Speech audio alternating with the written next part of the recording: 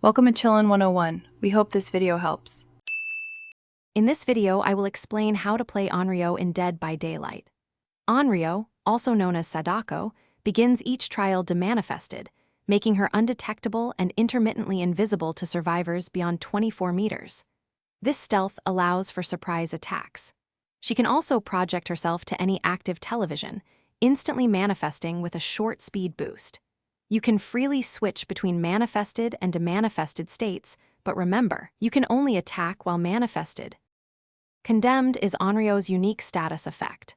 When you teleport to a TV, any survivor within 16 meters of a powered TV gains a condemned stack.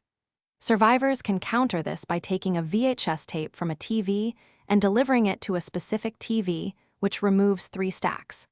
However, if a survivor reaches 7 condemned stacks, you can instantly kill them once they are in the dying state, regardless of hook states. Hooking survivors also locks in up to 3 condemned stacks permanently.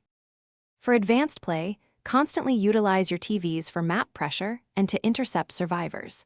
Teleporting to a TV near a survivor's path can cut them off, leading to an easy hit. If survivors attempt to body block, simply demanifest to walk through them, then manifest to hit your intended target. You can also mind game around loops. Demanifesting behind a wall can make survivors lose track of you, allowing for a surprise attack. When choosing perks, consider Call of Brine and Eruption for generator regression and information, or Discordance and Scourge Hook. Floods of Rage for tracking. For add-ons, Iridescent Videotape helps turn TVs back on, Ring Drawing Spreads Condemned, and Bloody Fingernails increases your post-teleport speed boost.